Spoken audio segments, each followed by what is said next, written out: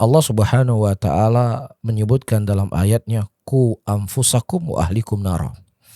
Jagalah dirimu dan keluargamu dari api nerakanya Allah. Benar, Ustaz. Nah, Rasulullah Shallallahu Alaihi Wasallam sebagai Rasulnya Allah yang mengerti dan tahu tentang ayat ini, mengaplikasikan dalam keseharian beliau dengan para sahabatnya. Bagaimana bisa sampai pendidikan kepada seorang anak, bagaimana seorang ayah dan seorang ibu punya tanggung jawab yang besar untuk bisa menyelamatkan anak dan istrinya dan keluarganya di nerakanya Allah. Ini sebenarnya puncak dari pendidikan yang tertinggi. Bagaimana tuh? Ngobrol dapat ilmu. Keluarga tadi. Ngobrol dapat ilmu. Polemik berat itu. Ngobrol dapat ilmu. Assalamualaikum warahmatullahi wabarakatuh. Waalaikumsalam warahmatullahi Insyaallah kembali lagi kita di program NDI Ngobrol Dapat Ilmu. Ya, kali ini kita bersama guru kita Al-Ustadz Haris Abu Naufal dari Kota Banda Aceh. Masya Allah. Sebelumnya kita akan sapa dulu ya guru kita. Assalamualaikum Ustaz. Waalaikumsalam warahmatullahi wabarakatuh. Masya Allah. Gimana kabar Ustaz? Sehat, Ustaz? Alhamdulillah. Masya Allah. Khair. Gimana perjalanan Ustaz dari Kota Banda Aceh ke Medan Ya, Ustaz? alhamdulillah ala kulli hal. Masya Allah, melelahkan Ustaz ya. Kalau melelahkan tidak terlalu ya, karena memang perjalanan Banda Aceh Medan kan cuma 1 jam. Oh gitu Ya, Ustaz. cuman yang namanya safar ya pasti capek. Masya Allah. Semoga menjadi amal jariah ya Ustaz untuk kita, Amin, Ustaz. amin. Barakallahu fiik. Masya Allah. Kali ini Ustaz kita akan bahas tentang pentingnya pendidikan sih Ustaz dalam Iya. kacamata Islam itu Ustaz. Nah, Jadi kan saya ini kan salah seorang pengajar di Masya Allah. sekolah Islam Ustaz Masya yang Allah. ada di Kota Medan nih Ustaz. Masya Allah. Jadi memang ada beberapa problematika yang dijumpai gitu Ustaz. Nah, gitu. Kira-kira Ustaz, seberapa pentingkah memang dalam kacamata Islam itu pendidikan Ustaz? Ya, jadi kalau kita melihat dari sejarah diutusnya Rasulullah Sallallahu Alaihi Wasallam, ya, yang pertama kali yang ditekankan oleh Allah itu adalah pendidikan. Pendidikan. Ya, ayat yang pertama turun, Iqra, bacalah. Ya, dan begitu juga dalam ayat yang lain Allah menyebutkan, laqad mannallahu 'alal mu'minin id ba'atsa fihim rasulan min anfusihim yatlu 'alaihim ayatihi wa yuzakkihim wa yu'allimuhumul kitaba wal hikmata wa in kanu min qablu lafi dhalalim mubin. Dan sungguh kami telah memberikan anugerah kepada kaum mukminin ketika diutus kepada mereka seorang rasul. Jadi apa tugasnya rasul? Rasul itu membacakan kepada mereka ayat-ayat Allah. Benar-benar Ustaz. Iya, mensucikan mereka. Iya, dan mengajarkan kepada mereka yang tadinya mereka berada dalam kesesatan. Jadi inilah tugas pokok dan tugas utama, dan itu menjadi nikmat buat kita.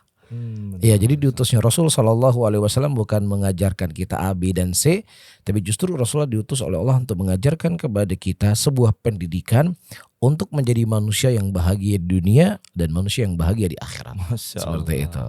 Berarti Rasulullah ini Ustaz termasuk guru pertama kita ya Nah, Ustaz ya? jelas beliau Masya tokoh Allah. pendidikan yang paling hebat di muka bumi ini. Masya Allah. Seperti itu. Oke Ustaz, kemudian Ustaz, di Indonesia ini kan Ustaz ada sistem pendidikannya yang dikemas dalam kurikulum deh Ustaz. Iya. Jadi biasanya Ustaz per berapa tahun sekali gitu Ustaz Iya. ganti kurikulum ya gitu kan. Iya. Jadi kalau misalnya sistem pendidikan pada zaman Rasulullah itu bagaimana sih Ustaz? Jadi kalau kita melihat ya, sistem pendidikan di zaman Nabi Shallallahu Alaihi Wasallam yang beliau adalah panutan untuk kita semuanya dalam segala hal. Masya Allah. Ya, seperti Allah sebutkan dalam ayatnya, laqad kana lakum fi Rasulillah uswatun hasanah. Sungguh telah ada pada diri Nabi Shallallahu Alaihi Wasallam suri teladan yang paling terbaik untuk kalian. Jadi apa yang dilakukan oleh Nabi Shallallahu Alaihi Wasallam itu adalah kurikulum yang datang dari langit. Masya Allah.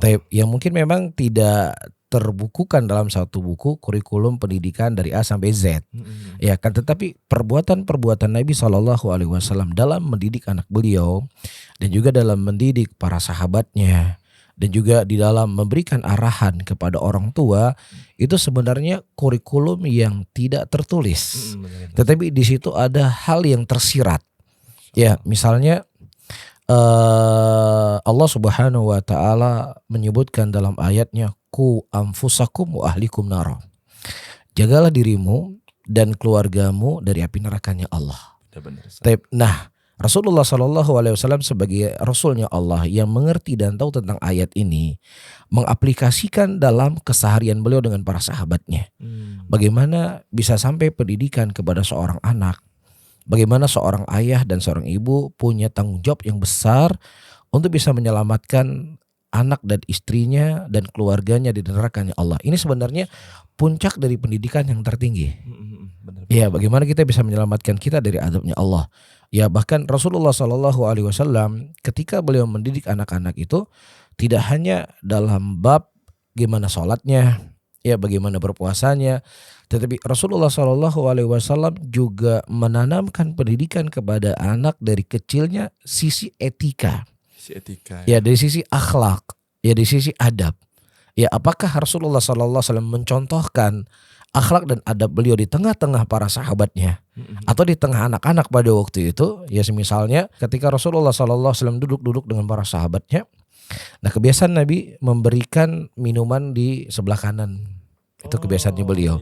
Nah, qadarullah pada waktu itu yang duduk di samping beliau adalah anak kecil. Anak kecil ya. Nah, biasanya kan kalau kita sedang berkumpul dengan orang besar, apalagi berbicara masalah-masalah besar ya, ya anak kecil kan kita suka usir. Oh, udah kamu masih kecil, ngapain ngumpul sama orang tua kan gitu ya. Jadi subhanallah, jadi Rasulullah SAW pada waktu itu berkata kepada anak kecil tadi, apakah boleh aku memberikan air ini dulu kepada orang yang tua-tua? Ya, masalahnya dia berdiri duduk di samping kanan. Kemudian anak ini berkata, ya Rasulullah, aku tidak mau bekas ya bibirmu terkena bekas bibir orang lain dulu. Jadi aku pinginnya bibirnya engkau langsung kena dengan bibirnya aku. Gitu. Jadi di sini Rasulullah SAW memberikan gambaran kepada anak dan juga kepada sahabatnya dan juga pelajaran untuk kita semuanya bagaimana boleh bersikap walaupun kepada anak kecil. Ini adab dan etika dan akhlak yang Rasulullah SAW ajarkan. Ya, bahkan juga ketika ada seorang anak kecil yang pada waktu itu makannya tidak beraturan. Ya, nah pertama dia anak kecil, dia nggak berdosa. Kalau seandainya itu hal yang dianggap dosa.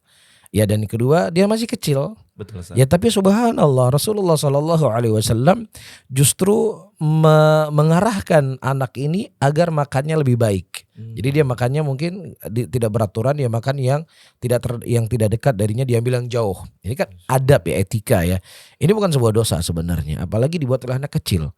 Tapi sempat-sempatnya Rasulullah SAW sebagai manusia yang paling tersibuk di muka bumi ini berkata, ya bunai samillah kul biyaminik wa kul bimayalik.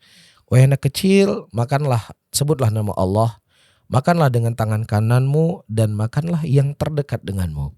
Ya, apa pelajaran yang bisa kita petik di sini? Pelajaran yang bisa kita petik seperti kita sebutkan tadi, Rasulullah itu sangat mengajarkan adab dan etika. Namun terkadang guru atau orang tua hari ini masih kecil, dia kan belum balik. Jadi kita membiarkan sesuatu yang salah atau membiarkan sesuatu anak itu berbuat dosa sehingga ketika dia sudah besar itu akan sulit tuh diluruskan. Tapi Nabi SAW telah mendidik anak-anak tersebut semenjak kecilnya. Makanya kalau kita baca sejarah ya, anak-anak baru masih umur 17 tahun, belum genap 20 tahun, ada di antara mereka itu diutus oleh Nabi dalam sebuah pasukan, ya, dalam sebuah peperangan yang mereka jadi pemimpinnya.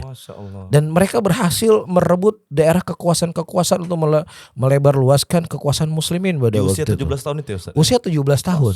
Itu kan luar biasa. Nah sekarang anak-anak 17 tahun bapaknya ibunya pergi keluar kota, hanya disuruh jaga listrik, jaga air di rumah, apalagi jaga bebek, jaga ayam.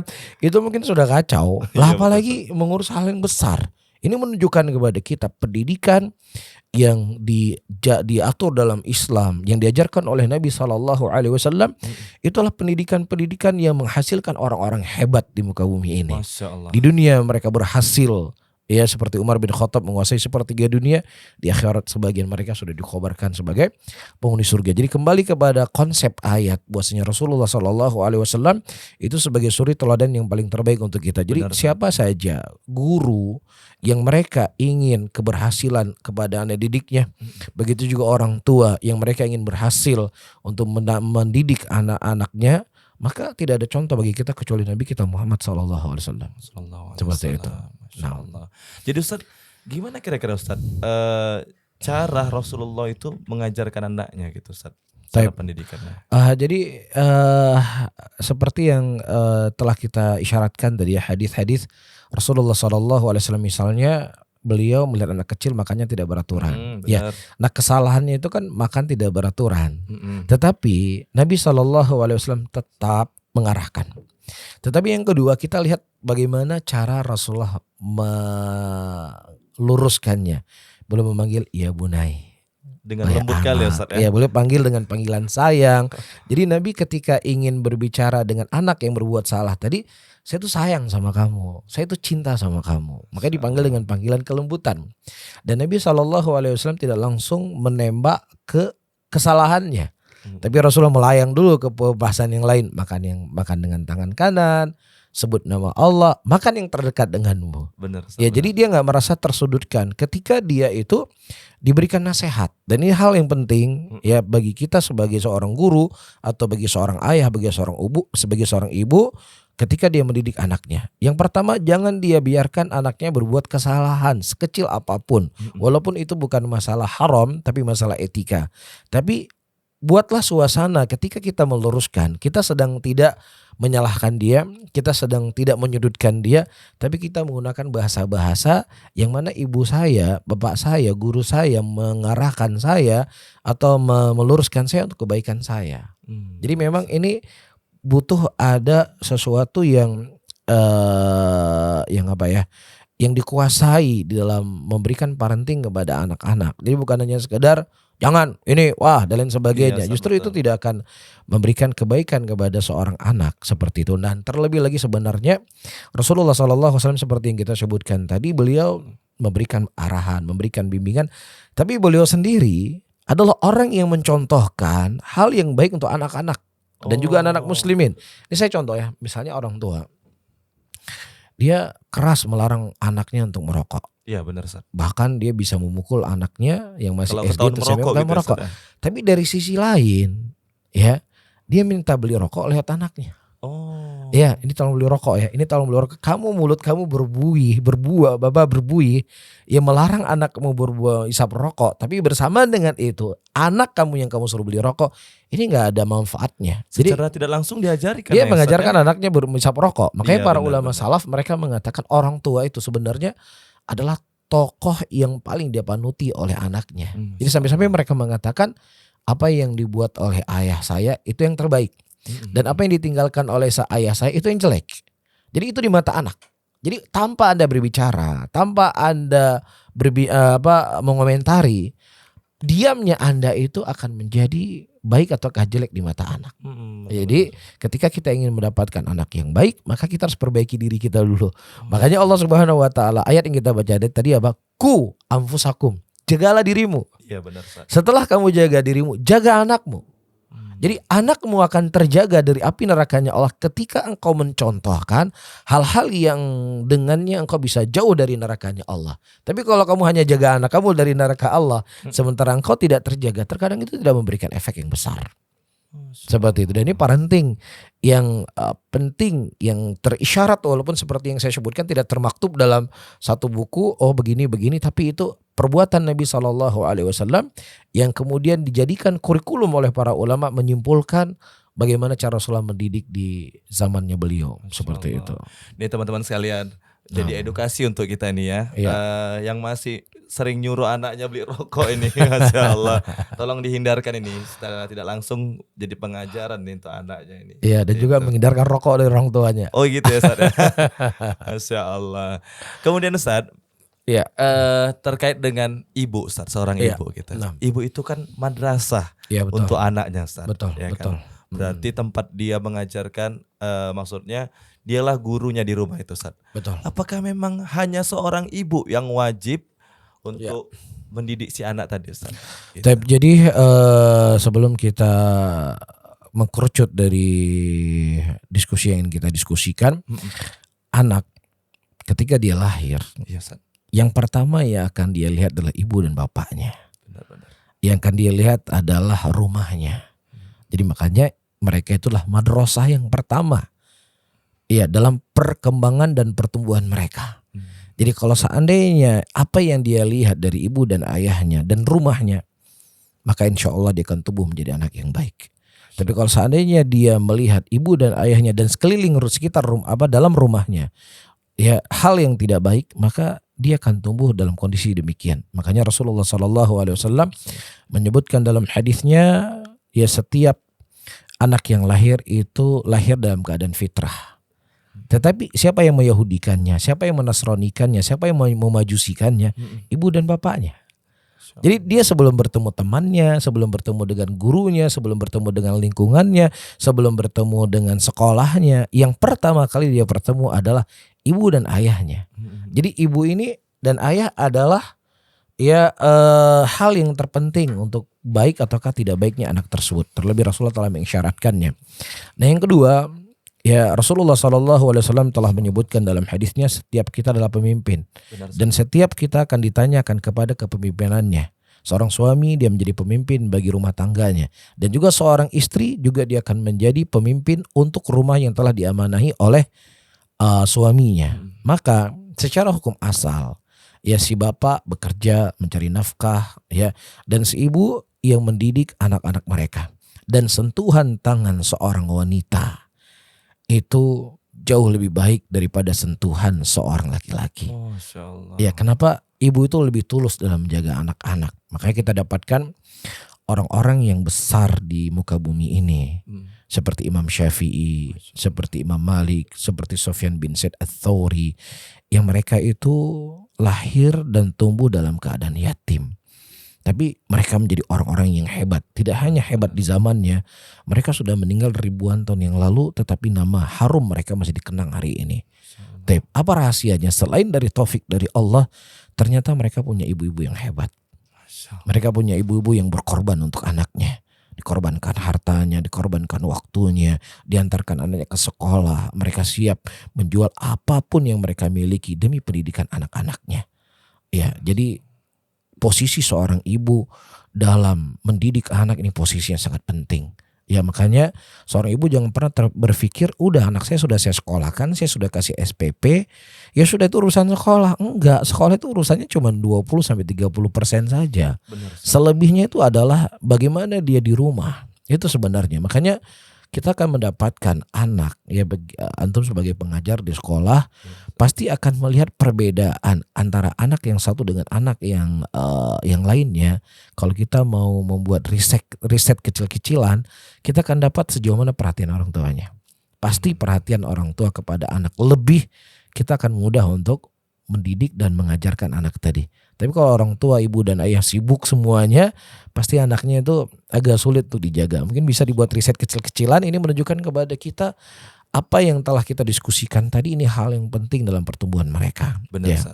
Dan juga bukan berarti si bapak ya sudah tugas saya kan cari uang. Iya. Ya sekarang kita berbicara mana yang lebih penting antara uang dengan menjaga hati mereka. Jelas seorang ayah itu berdosa ketika dia tidak memberikan nafkah yang cukup kepada anak dan keluarganya dalam keadaan dia mampu, yang itu adalah urusan dunia. Maka ketika si ayah tidak memberikan nafkah batin kepada anaknya dari sisi agama, maka itu sebenarnya lebih besar dosanya di sisi Allah Subhanahu wa taala. Makanya Lebih dalam berat Al-Qur'an ya, lebih berat.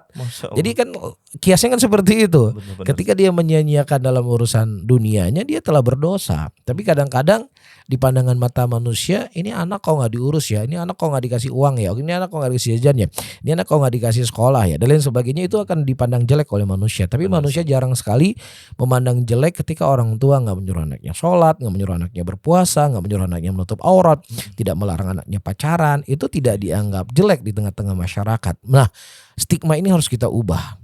Stigma ini harus kita ubah. Ketika dalam masalah dunia kita harus berusaha semaksimal mungkin, maka dalam urusan akhirat mereka harus lebih di atas itu lagi. Makanya dalam Al-Quran kalau kita lihat ya, Allah Subhanahu wa taala itu lebih banyak menceritakan tentang diskusi seorang ayah kepada anaknya daripada diskusi ibu kepada anak.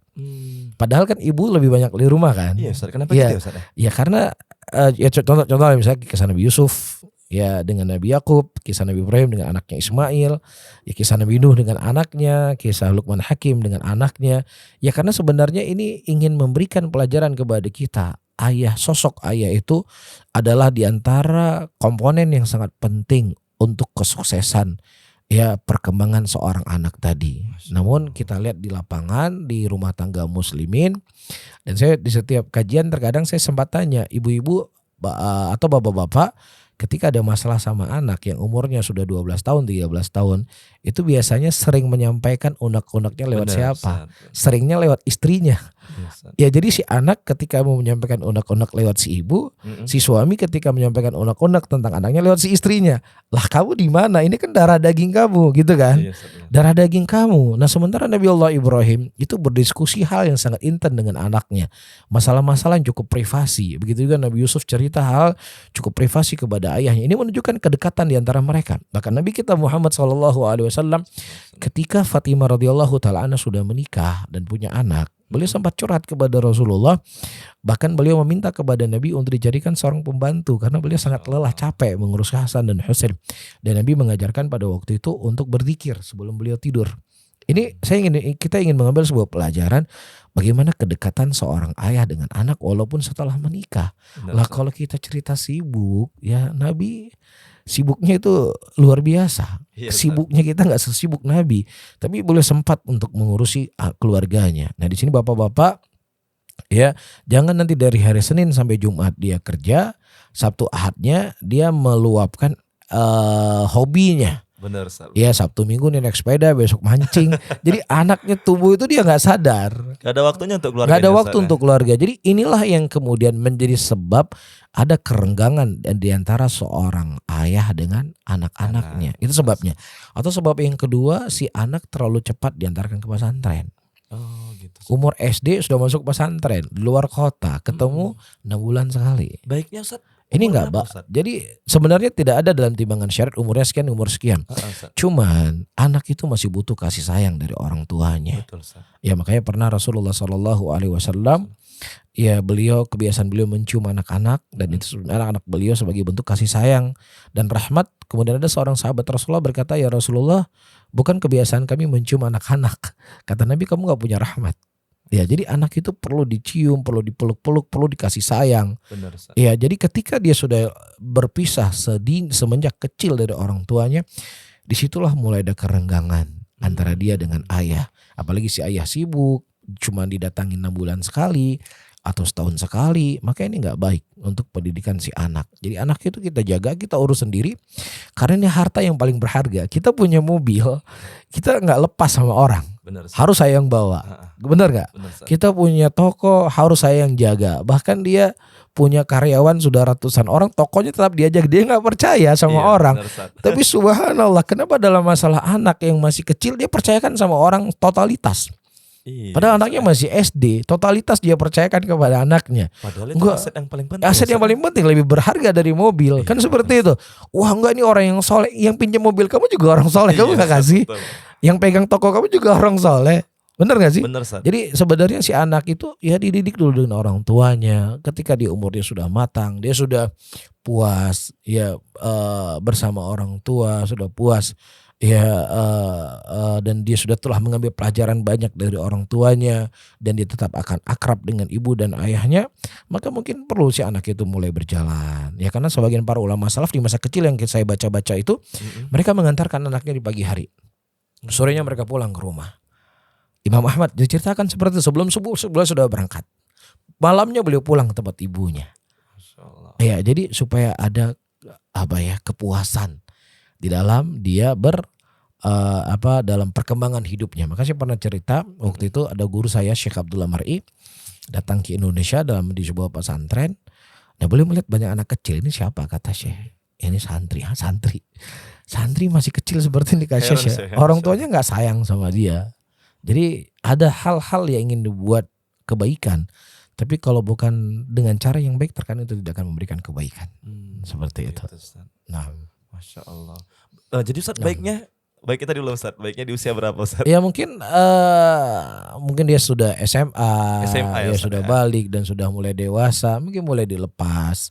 Ya tapi walaupun memang sudah dilepas, hubungan dengan orang tua itu yang tidak boleh lepas. Oh, Ketika gitu, memang ada waktu untuk dia bertemu dengan anaknya, ini jadikan waktu yang paling berharga. Masya Masya Allah. Atau ketika dia teleponan dengan anaknya, ini adalah waktu yang paling berharga. Jangan dilewatkan. Karena si anak, ya kita dulu pesantren ya, pasti datang orang tua itu hal yang spesial buat kita. Masya Allah. Ya, jadi hal yang seperti ini harus benar-benar jeli dan dijaga, dan juga dari kerjasama dari pihak pesantren. Jangan sampai pihak pesantren menutup segala akses untuk bertemu dengan orang tua. Betul Ustaz. Oh nggak boleh jangan ketemu sama orang tua. Nggak diberikan dia bertemu dengan orang tuanya, karena itulah pendidikan yang paling berharga. Ya, karena nasihat seorang orang tua kepada anak itu akan jauh lebih baik dan jauh lebih berkah mungkin daripada nasihat seorang guru. Benar, Karena Ustaz. tokoh dia adalah orang tuanya. Seperti itu. Seharusnya seperti itu ya Ustaz ya. Barakallahu fiik. Masya Allah. Fikum barakallah. Kemudian Ustaz, saya sering menjumpai Ustaz memang ada beberapa siswa saya gitu kan Ustaz. Dianya perilakunya itu kurang baik ya gitu Ustaz. Ya. Tapi mungkin kayak Ustaz tadi bilang lakukan riset kecil-kecilan gitu. Kenapa sih anak ini kok bisa kayak gini gitu. Ya betul. Ternyata latar belakangnya itu ada yang banyakan dari broken home Iya, kayak betul. gitu Ustaz. Betul. Kurang perhatian orang tua sehingga mereka bahkan ada yang terjerumus dalam pergaulan bebas gitu Ustaz. Ya, nauzubillah. Itu Ustaz, nauzubillah min zalik itu. Jadi kira-kira gimana loh Ustaz tipsnya Ustaz untuk mengatasi anak-anak tersebut Ustaz? Type. Jadi pertama mungkin kita berbicara dari sisi ibu dan ayah ya. Jadi ibu dan ayah ketika mereka ingin mengambil sebuah keputusan untuk bercerai, maka itu diambil keputusan yang benar-benar matang. Benar. Dan memperhatikan masa depan si anak-anak tadi.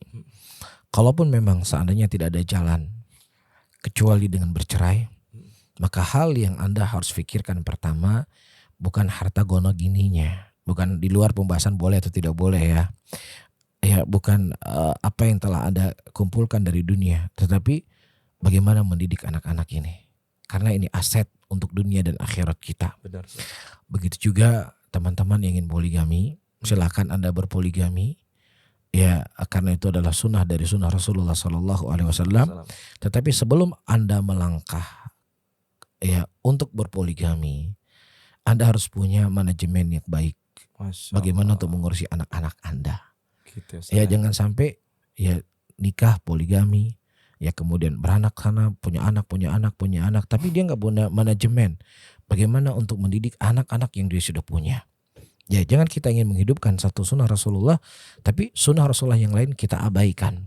Benar. Iya, Ustaz. kita abaikan. Ini hal yang penting. Karena terkadang orang hanya berpikir ini sunnah saja, tapi akhirnya karena kesibukan, waktu dan lain sebagainya, dia nggak punya perhatian dengan anak-anaknya. Tuh ingat tuh teman-teman Iya. yang mau minat poligami nih Ustaz. Ya, jadi Masya Allah. mesti harus poligami adalah salah satu syariat Allah, dan juga harus dilakukan dengan syariat dan dengan pandangan yang jauh.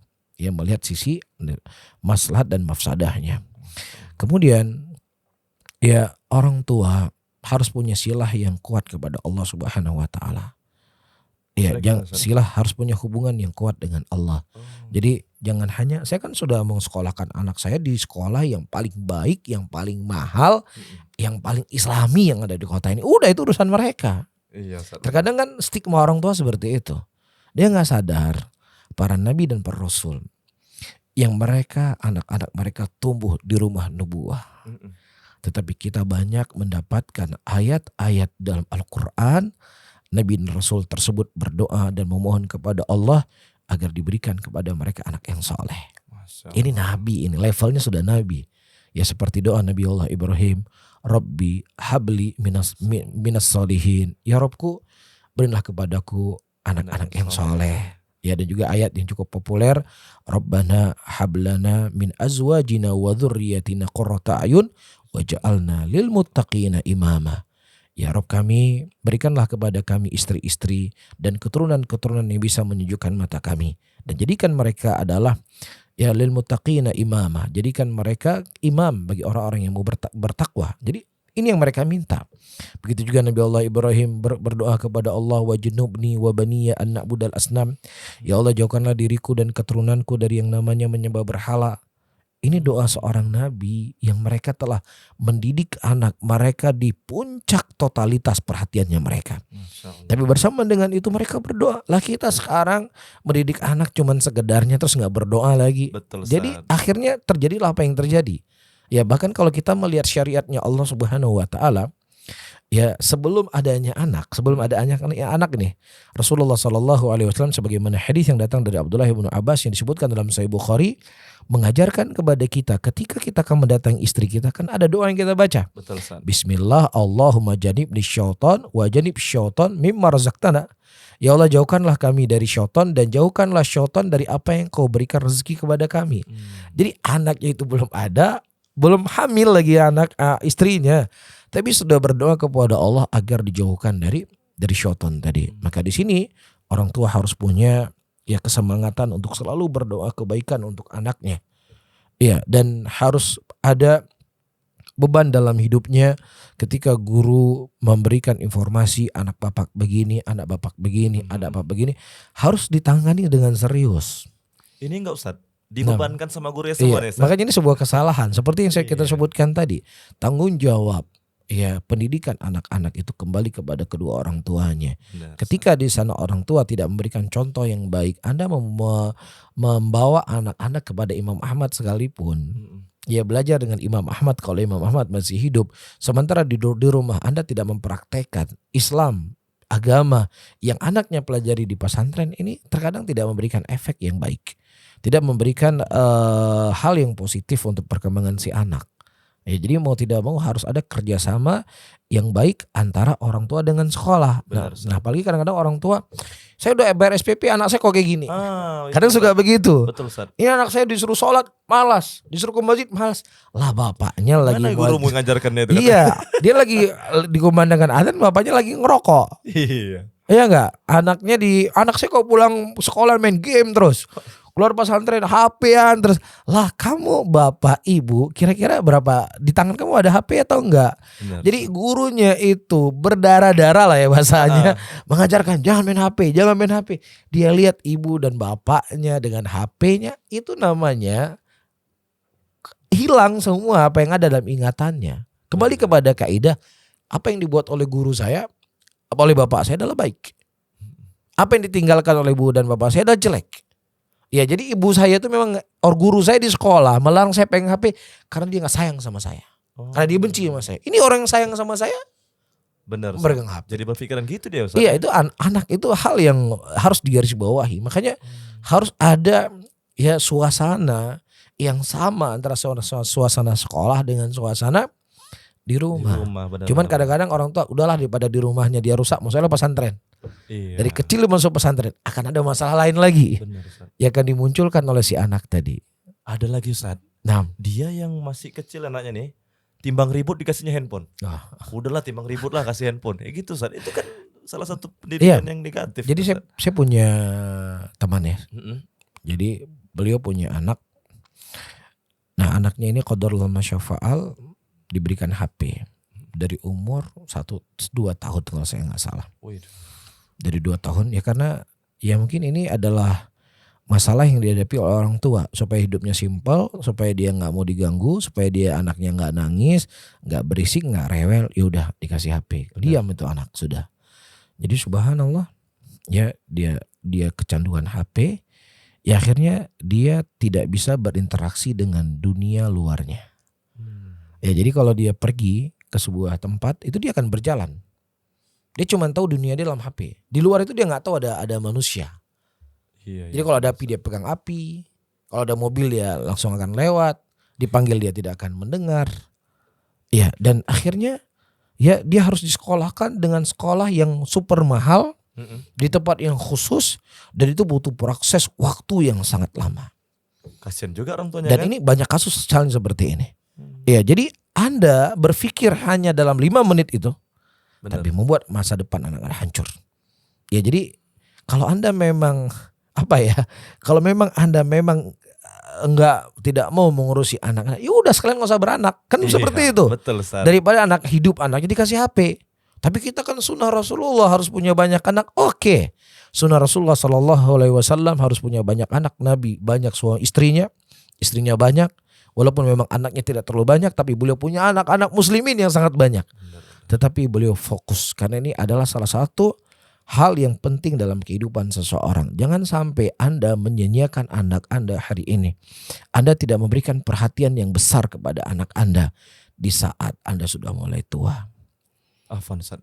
Anak juga nggak ada keinginan untuk terlahir di dunia kan Ustaz? Ya makanya. Orang tuanya yang menginginkan dia Ya lahir. makanya seperti kita sebutkan tadi, bapak Iya. dan ibunya menyahudikannya, menasranikannya. Iya. Benar gak? Tapi Benar, makanya seperti yang saya sebutkan tadi, ketika kita sudah tua, kita sudah pensiun, ya kita sudah sakit-sakitan, disitulah kita butuh kasih sayang dan perhatian dari anak kita. Jangan sampai nanti ketika kita kecolongan di masa kecilnya si anak, dia akan lempar kita ke panti asuhan. Dia akan buang kita ke tong, panti jompo. Dia buang kita ke tong sampah. Itu banyak terjadi. Banyak terjadi Ustaz. Dia injak-injak kita. Dia caci maki kita. Kita jangan menyalahkan 100% anak kita. Tapi karena kurangnya perhatian kita kepada anak, itu mungkin na'udzubillah balasan yang Allah Subhanahu wa taala berikan di dunia sebelum di akhirat. Jagalah, inilah harta yang paling berharga. Harta yang paling berharga yang dimiliki oleh seseorang. Ketika ini merupakan harta yang berharga, dia harus memberikan waktu, pikiran bagaimana supaya dia bisa mendidik anaknya menjadi anak yang baik. Seperti itu. Ya Allah. Barakallahu fiik. Kemudian Ustaz. Nah. Aduh, jadi edukasi kali ini Ustaz untuk saya nih Ustaz. Ya Masya mudah-mudahan. Allah. Ya jangan sampai kapok bikin punya anak. Aduh. Kemudian di sini Ustaz. Nah. Untuk memilih sekolah yang terbaik untuk anak kita Ustaz. Nah. Kira-kira gimana? Nah, jadi ya ini adalah salah satu komponen ya untuk keberhasilan pendidikan untuk anak-anak kita. Walaupun ini bukan 100% ya seperti kita bahas tadi, Benar, Ustaz. tapi ini adalah pelengkap dan pendukung yang sangat kuat untuk kesuksesan mereka. Maka orang tua ya carilah sekolah-sekolah ya memang sekolah itu mengajarkan anak kita ya bisa terbebaskan dari api neraka. Karena itulah pendidikan yang paling utama. Ya, sekolah-sekolah yang bisa mengajarkan dia terhindar dari neraka dan mendapatkan surganya Allah Subhanahu wa taala itu adalah poin pertama yang harus kita pilih. Masya Allah. Iya. Nah, yang kedua ya kita melihat dari sisi bagaimana kesiapan si guru ya di dalam mengajarkan anak-anak kita. Ya jangan asal cari sekolah yang gratisan Iya. atau yang paling murah. Benar-benar Ustaz. Iya, ini juga adalah sesuatu hal yang bukan berarti yang gratis yang murah itu nggak baik ya, nggak. Cuman kadang-kadang ya namanya sekolah yang bentuknya gratis atau sekolah yang memang jazakallah khairan, ya terkadang guru-gurunya ya namanya manusia. Ya tidak ada kedisiplinan dan lain sebagainya. Saya nggak mengatakan keseluruhannya, tetapi terkadang kondisinya seperti itu. Maka orang tua ya nafkah yang paling berharga yang dia keluarkan untuk anak-anaknya adalah menafkahi mereka untuk belajar agama. Ya ibunya Imam Syafi'i rahimahullah ketika anaknya belajar diberikan kepadanya periuk nasi untuk dijual. Jadi kalau kita lihat bagaimana perjuangan ibu-ibu dulu di dalam mengantarkan, memberikan uang bekal anaknya itu belajar itu berkorban segalanya. Ya jadi di sini ya orang tua harus banyak berdoa kepada Allah. Disitulah mungkin Allah akan mudahkan kita untuk mendapatkan rezeki. Ya Allah mudahkanlah saya ya Allah untuk mendapatkan rezeki agar saya bisa menyekolahkan anak saya di tempat yang terbaik untuk dirinya ya Allah. Tapi kalau dari awal alah sama-sama ikhwah lah kita, sama-sama circle kajian udahlah masuklah di situ. Akhirnya dia nggak peduli dengan hal yang seperti ini. Akhirnya dipersulit terus sama Allah. Benar-benar. Tapi kalau seandainya dari awal dia berazam kuat ya untuk mencari pendidikan yang terbaik, dia mencari nafkah, insya Allah Allah akan mudahkan jalan untuk dirinya. Insya Allah ada rezekinya. Ada rezekinya. Cuman harus semangat. Tapi kalau sama-sama, kan sama-sama kita bangun pesantren itu, sama-sama kita buat sekolah itu. Orang dalam beda. Akhirnya ya seperti itu kondisinya. Jadi pendidikan itu ya membutuhkan yang namanya modal. Pendidikan itu butuh uang. Makanya Imam Syafi'i mengatakan di antara hal yang kesuksesan seseorang belajar adalah harta. Bahkan disebutkan oleh Imam Syafi'i, man talabal hadits faqad aflas. Barang siapa yang seseorang mempelajari ilmu hadis dia akan bangkrut. Karena memang butuh uang yang harus dikeluarkan untuk pendidikan itu. Gitu ya, Ustaz, ya? Iya, memang ya namanya pendidikan seperti itu kondisinya.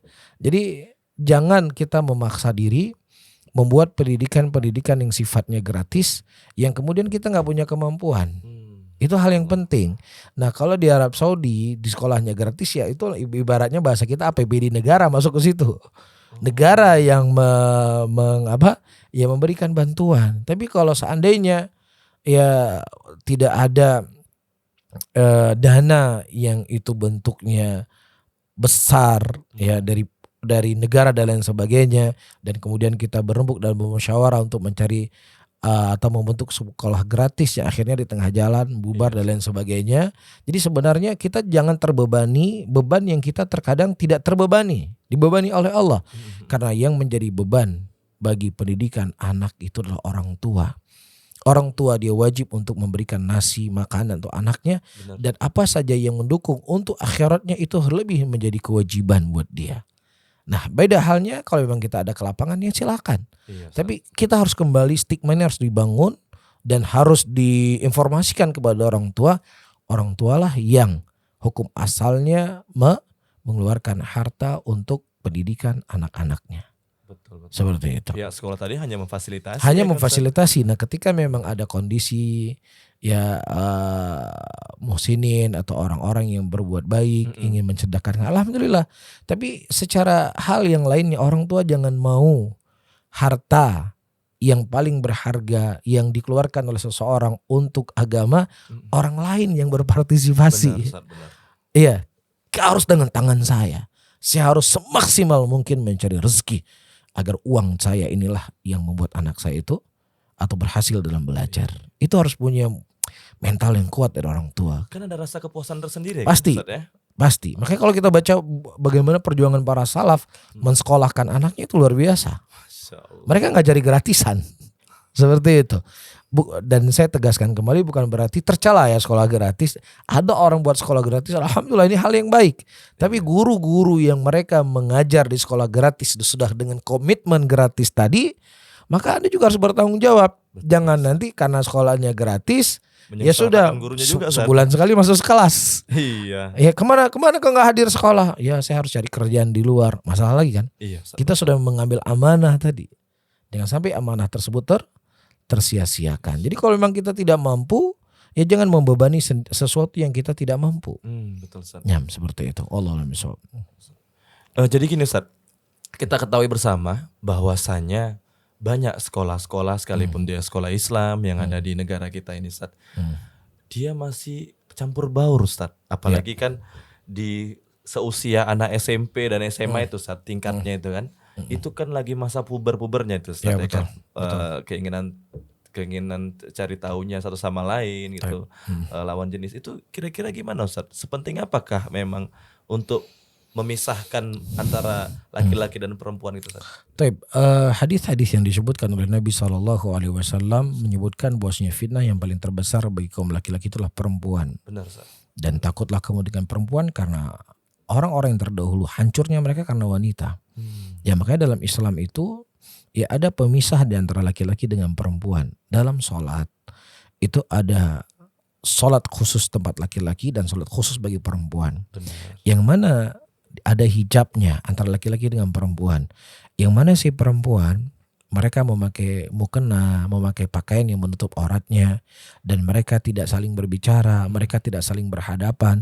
Nabi SAW mengatakan saf yang paling baik bagi laki-laki paling depannya, saf yang paling baik bagi perempuan paling belakangnya. Semakin jauh dalam sholat laki-laki dengan perempuan maka itu semakin baik. Lah tentunya dalam sholat kondisi kita sedang beribadah semakin jauh dengan laki-laki dengan perempuan semakin baik, apalagi di luar sholat yang saling berhadapan, yang tidak memakai pakaian yang sopan. Ya, seharusnya logikanya dalam ibadah saja kita seperti ini, di luar ibadah kita harus lebih memisahkan. Makanya di sana para ulama menyebutkan ketika anak itu sudah umur mumayyiz, bukan umur balik ini, umur mumayyiz itu dia sudah bisa, umur mumayyiz itu sudah bisa membedakan, guru saya cantik ya, guru saya hitam, guru saya putih. Dia itu kok mancung hidungnya. Sebelum balik dia Sebelum balik namanya umur mumayyiz. Ketika umur mumayyiz itulah sudah harus dipisahkan antara laki-laki dengan perempuan. Maka apa yang terjadi hari ini, pergaulan bebas, seks bebas, ya dan lain sebagainya, karena dicampurlah laki-laki dengan perempuan.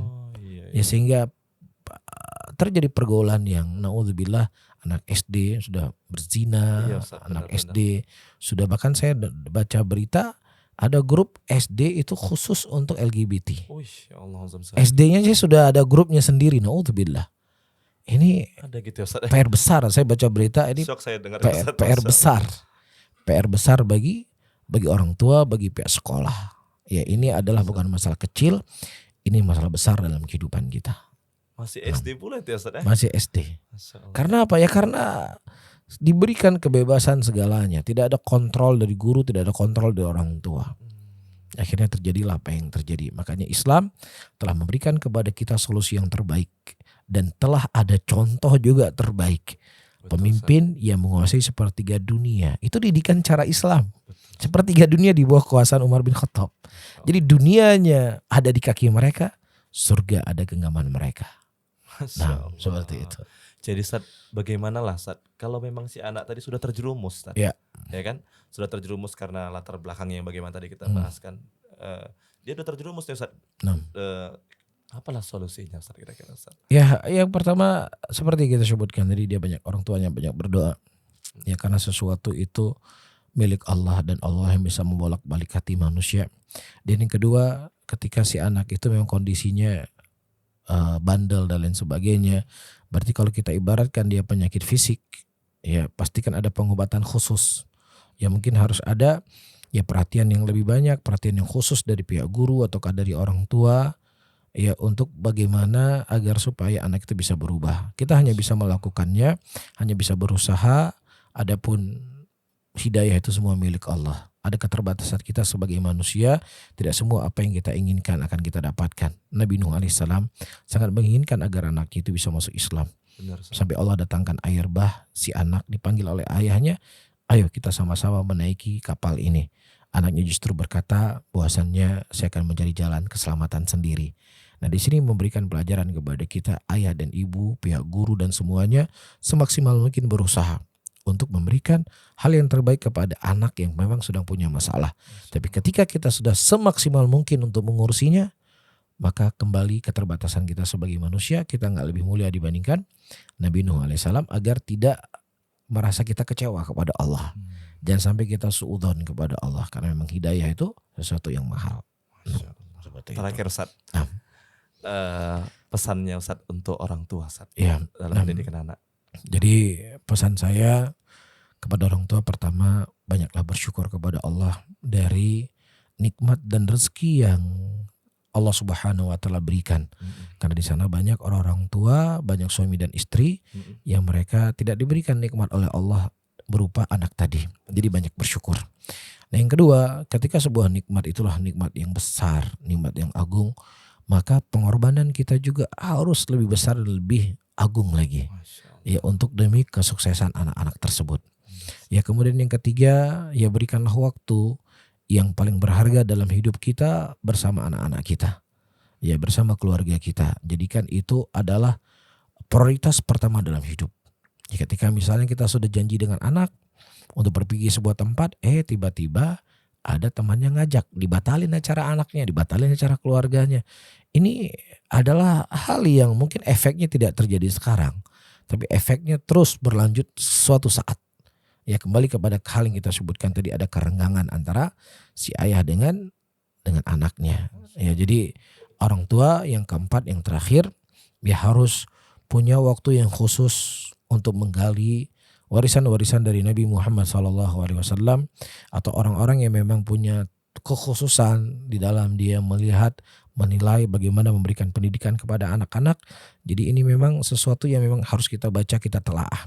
Karena kita terkadang sebagai seorang ayah, sebagai seorang ibu merasa sudah sangat maksimal untuk mendidik anaknya. Masya Ya, jadi jangan merasa sudah cukup, jangan merasa sudah puas, tapi terus kita menggali ya dari warisan-warisan Nabi yang kemudian kita aplikasikan dalam hidup kita. Dan juga bagi teman-teman mungkin di setiap daerah ya, bukan hal yang tercela tapi hal yang dihasungkan ketika ada acara-acara khusus parenting keluarga. Ya mungkin sebagian teman-teman kita, ustadz-ustadz kita sudah melakukan itu di daerah di Jawa atau tempat yang lainnya. Ada cara berkumpul dengan keluarga 2 hari 3 hari, bermain bersama keluarga, ada parentingnya, ada kajiannya dan lain sebagainya. Saya rasa ini adalah sesuatu hal yang luar biasa ya, sehingga memberikan informasi dan edukasi yang baik untuk orang tua bagaimana dia memberikan perhatian kepada anaknya. Nah, barakallahu fiik. Jazakumullah khairan Baik, Ustaz. barakallahu fiik. Masyaallah atas ilmunya. Semoga bermanfaat bagi Amin. saya sendiri dan kita semua ya Ustaz ya. Amin, barakallahu fiik. Masyaallah. Baik teman-teman sekalian, kita tutup acara kita. Acara program NDI tadi, ngobrol dapat ilmu. Semoga bermanfaat apa yang disampaikan oleh Ustaz. Barakallahu fiik Ustaz. Assalamualaikum warahmatullahi wabarakatuh. Waalaikumsalam warahmatullahi wabarakatuh.